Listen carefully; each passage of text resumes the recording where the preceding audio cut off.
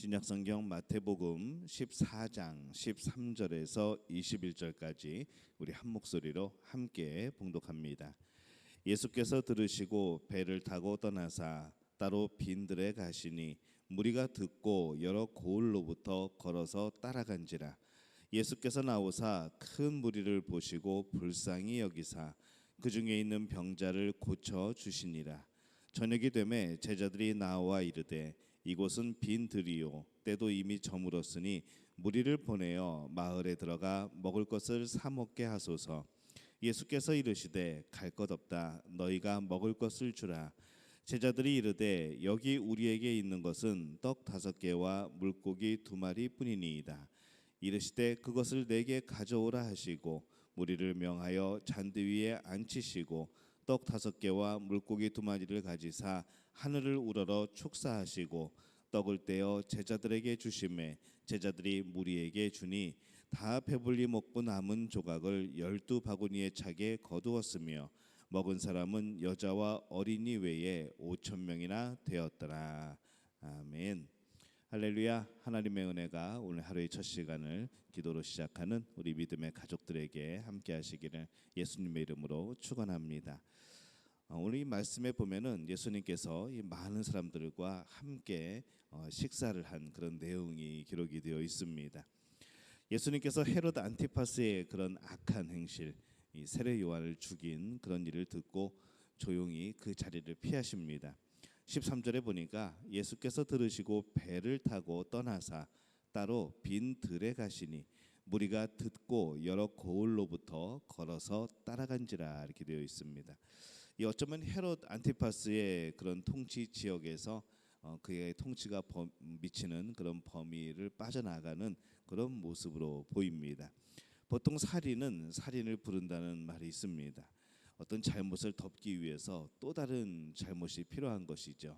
어떤 거짓말을 감추기 위해서 또 다른 거짓말이 필요한 겁니다. 그러다 보니까 이 살인 사건이 벌어졌을 때에 예수님은 또 살인 사건이 벌어진다는 것을 하시기 때문에 아직은 하셔야 될 일이 있으시기 때문에 그런 헤롯의 광적인 그런 모습에 대해서 조용히 떠나시는 모습을 보게 됩니다. 이 헤롯과 그의 아내 그리고 그의 신하들이 그렇게 정말로 이 죄악된 파티를 하고 악을 행하고 있는 그 현실은 참으로 예수님의 마음을 아프게 하였을 겁니다. 그렇게 조용한 곳을 찾아가셨지만은 예수님은 도착하여 배에 내리자마자 이 많은 사람들을 또 만나게 됩니다. 14절에 보니까 예수께서 배에서 내려서 큰 무리를 보시고 그들을 불쌍히 여기시고 그들 가운데서 앓는 사람을 고쳐주셨다. 병든 자를 고쳐주셨다. 그렇게 기록을 합니다. 사람들이 어떻게 그곳까지 왔을까요? 13절에 보면은 여러 고을로부터 걸어서 따라갔다. 그렇게 표현을 하고 있습니다. 그들 중 많은 사람들은 예수님의 배를 타고 떠나실 때 물어봤을 겁니다.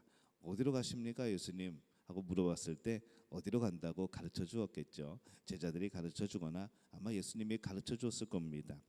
그 배의 행선지를 보고 멀리서 그 배가 가는 방향이 어디인가를 보고 예수님은 배 타고 직선으로 가시면 되지만은 이 사람들은 예수님의 배를 바라보면서 저 멀리 있는 배를 바라보면서 그 갈릴리 호수를 돌아서 그렇게 가야 되는 그런 모습입니다.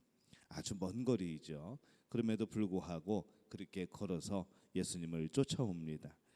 배에서 내리시며 사람들을 보시고 예수님이 그들을 불쌍히 여깁니다. 그래서 그들을 치료하여 주시죠. 또 말씀을 가르쳐 주십니다. 당시에 이 헤롯 안티파스처럼 세례 요한을 죽이고 악을 행하는 사람이 있었는가 하면은 지금 매우 먼 거리를 예수님만 바라보며 그 배만 바라보며 따라온 이들도 있었다는 겁니다. 그들은 힘을 다하여서 예수님을 쫓아옵니다. 예수님께서 가르치시는 것이 그렇게 쉬운 것만은 아닙니다. 놀라운 치유의 역사가 있고 또 마귀가 떠나가는 역사가 있고 정말로 그런 처음 들어보지도 못한 그런 하나님 나라의 천국에 대한 그런 참 보배로운 말씀을 듣는 그런 모습 속에서 이 백성들은 뭔가 계속해서 이 새로운 것을 발견하게 되는 것이죠. 그동안 우리가 추구하고 갈구했던 것이 무엇인가를 자꾸 깨닫게 되는 겁니다. 하지만 그것이 그렇게 쉬운 내용만은 아닙니다.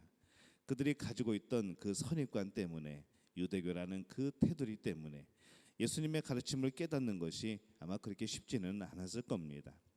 그러나 그럼에도 불구하고 그들은 예수님의 말씀을 열심히 듣습니다. 예수님을 쫓아오기 위해서 걸어서 그 배를 따라오느라 얼마나 힘들었겠습니까? 또 앞으로 집에 갈 생각을 하면은 또 얼마나 먼 길을 또 돌아가야 됩니까? 그러나 그들은 힘들다 하지 않습니다. 그러한 수고와 열심은 그들이 이 구원자가 누구이고 천국이 어떠한 곳인가 그것을 알아가는 매우 중요한 기회였던 것이죠. 그들의 모습은 예수님의 마음을 움직이기에 충분했습니다.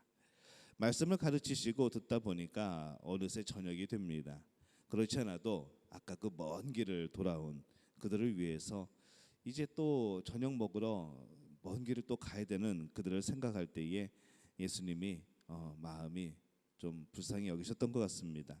그때 예수님은 그들을 위하여서 특별한 만찬을 준비를 하시죠. 이때 만찬의 시작은 한 소년이 가지고 있던 음식으로부터 시작을 합니다. 19절에서 20절에 보면은 무리를 명하여 잔디 위에 앉히시고 떡 5개와 물고기 2마리를 가지사 하늘을 우러러 축사하시고 떡을 떼어 제자들에게 주심에 제자들이 무리에게 주니 다 배불리 먹고 남은 조각을 12바구니에 차게 거두었으며 이렇게 기록을 합니다. 이 빵 5개, 물고기 2마리를 가지고 기도하시고 나누어 주셨을 때 그것을 가지고 5천 명 이상의 사람들이 먹습니다. 대단한 잔치이죠. 잔치도 야외에서 벌이는 잔치도 그렇게 큰 규모의 잔치는 없을 겁니다. 정말로 풍성한 잔치였죠.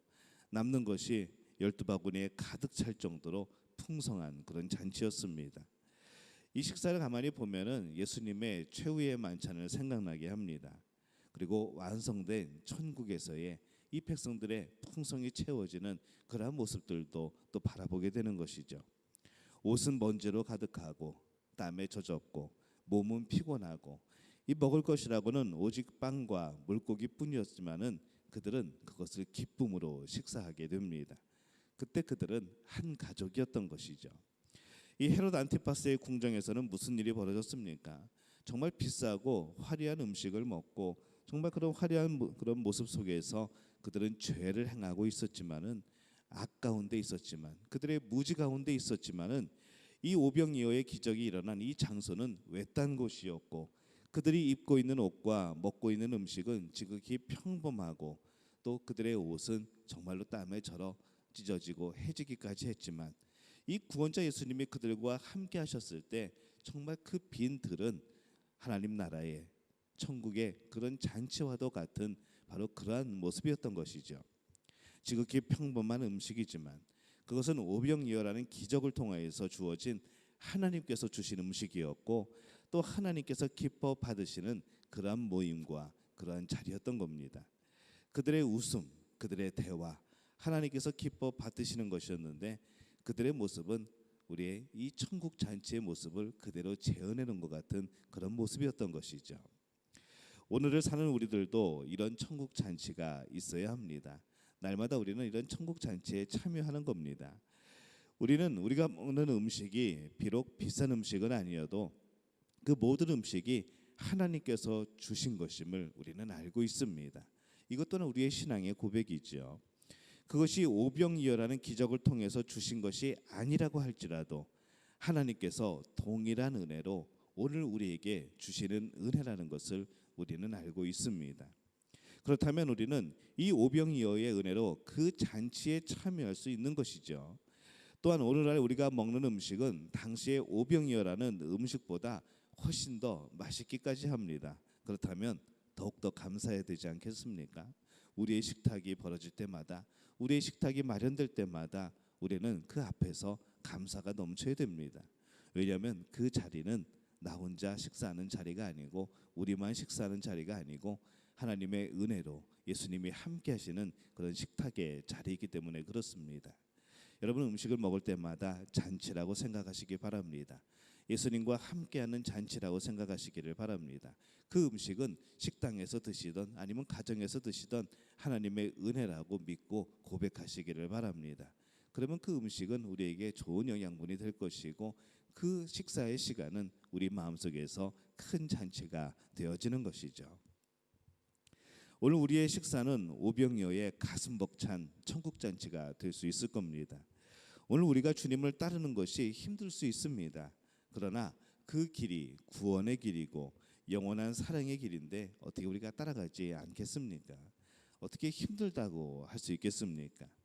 따라가다 보면은 우리도 오늘 일용할 양식이 하나님의 크신 은혜로 주어졌음을 깨닫게 되고 또 그 가운데 가슴 벅차게 식사할 수 있는 것이죠. 때로는 먹을 것이 진짜 없었는데 하나님의 은혜로 작은 것이 주어지는 것을 이 경험하고 감사하고 또 한 끼를 먹으면서도 오병이어의 감사를 알고 먹으면 그것이 바로 영원한 천국 잔치로 이어질 겁니다. 여러분 식탁에서 오늘부터 오늘 아침 드실 때부터 천국 잔치가 열리게 되시기를 바랍니다. 그 식탁이 기쁨의 식탁이 되시기를 바랍니다. 예수님이 그 식탁에 함께 하심을 믿으시기를 바랍니다. 오늘부터 그렇게 예수님과 더불어 살아가는 우리의 모든 삶이 하나님의 은혜로 채워지는 귀한 순간인 것을 고백하는 우리 믿음의 가족들이 되어지시기를 예수님의 이름으로 축원합니다. 기도하겠습니다. 하나님 은혜와 사랑에 감사합니다.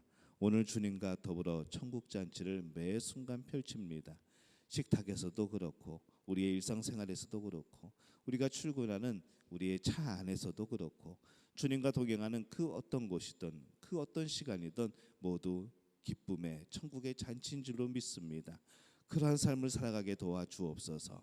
어쩔 수 없이 살아가는 우리들의 모습이 아니라 주님과 동행하는 복된 모습으로 살아가는 우리들의 시간 될 수 있도록 주님 역사하여 주옵소서.